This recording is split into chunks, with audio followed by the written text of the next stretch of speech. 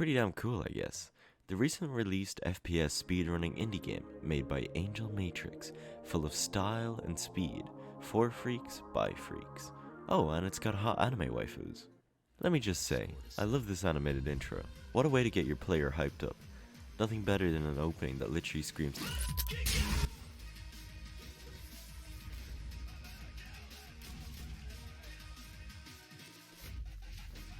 Anyways, into the game. The story is extremely anime, and I mean extremely. You are a person who has died, and in order to get God's forgiveness or something, you must go through a contest set by these believers. Fuck these arrogant assholes and their shiny, bald ass heads. You play as Neon White, who is suffering from amnesia, forced to take part in this contest, and if you resist, they'll blow your brains out with the masks. Although despite being explained through the lore, we all know that the devs just wanted cool anime masks and thought up an in-world explanation later. Although I suppose the imagery is cool, as it can be thought of as essentially a collar that shows that you are a contestant. The main story of the game is about learning who you were and why the other Neons seem to have history with you back when you were still alive. I'm not going to spoil anything, but the story definitely ramps up and gets interesting. And while I understand that it's not everyone's cup of tea, I still love me a contrived, overly complicated anime story about heaven and hell.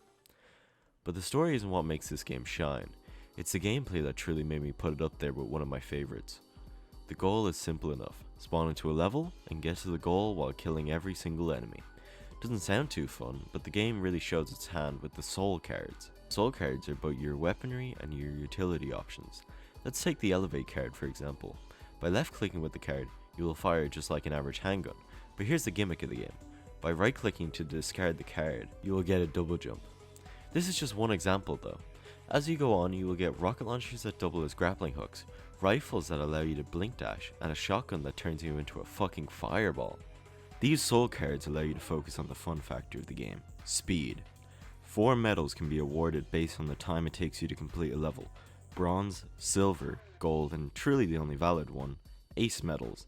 If you haven't gotten the ace medal on every single stage, I don't respect you. Eat shit and die, casual. In striving to get a better time on each stage, you'll begin to learn about how you can break and optimize a level. The best part is this is fully incentivized by the devs. They want you to spend time breaking their level to go as fast as possible, because that's the gameplay loop. That's right, the devs don't even want you to play their game properly.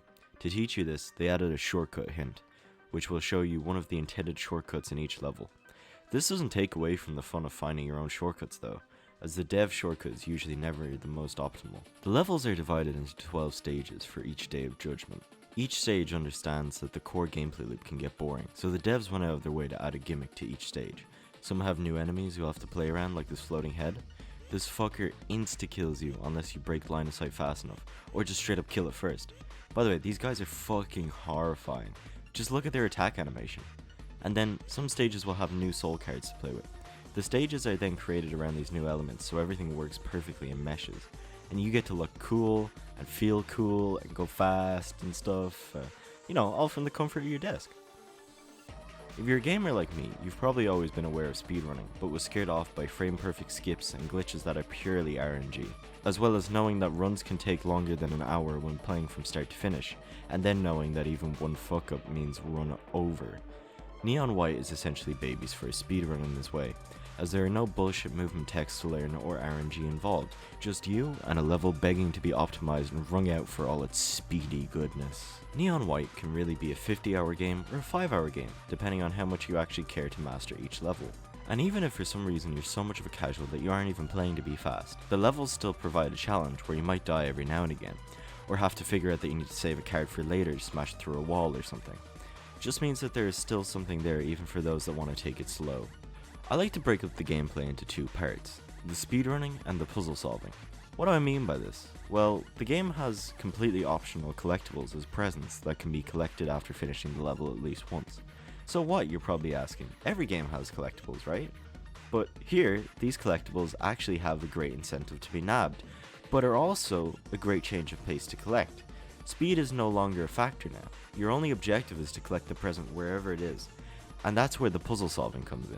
Actually getting to the present can be far harder than it sounds. Sometimes you'll have to save cards or make tight jumps, go all the way to the end of a level just to collect a card and then backtrack to the very beginning. These are great, especially because I've always been a dumbass little kid who looks up puzzle solutions in games. But here, they're just hard enough that sometimes I have to think about it, but usually for no longer than a few minutes. And it's perfectly good to me this way, because it means easy dopamine hits from that one "oh" moment that you get. I mentioned that these gifts have a reward that makes them worth it. So what's your reward then? Okay, so think of the gifting system in Danganronpa, where you give a character a reward and they get to spend time with them and deepen your bond.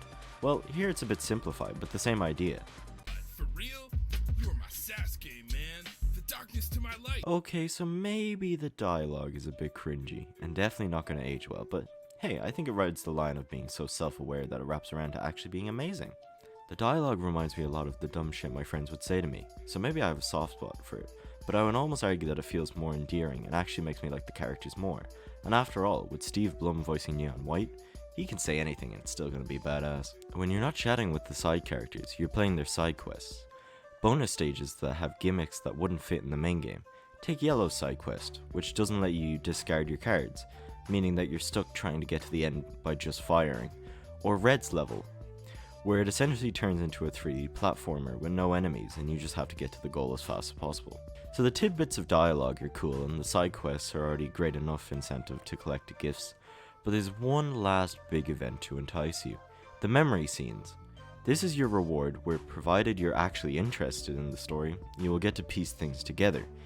The memory will show you a scene of the main character with whoever you gave the present to in the past before everyone died and was sent to second heaven.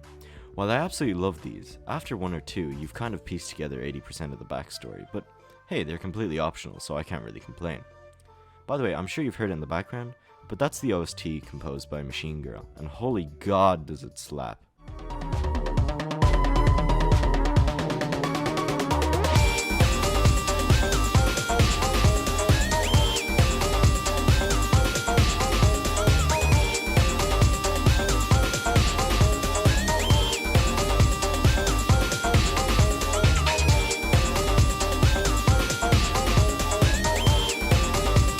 I watched another YouTuber describe it as ADHD music, and to be honest, I can't really come up with anything better, so I'm just gonna steal. But to be fair, I think it's extremely fitting. The repetitive upbeat yet hardcore drum and bass / basscore, at least I think that's the genre's name, completely fit the aesthetic of Neon White, so much that you'd almost think the game was conceived after the devs had a little work rave. It's the exact kind of energetic music for an energetic game, but it's also pretty unusual as a music genre, which gives the music a real identity to the game. But enough about the OST, I have to finish the video off, so all in all, 9 out of 10, game of the year, better than Elden Ring, you know how it is. But I'll finish off with the real debate: Violet versus Red. I'm just kidding, Violet doesn't even stand a chance.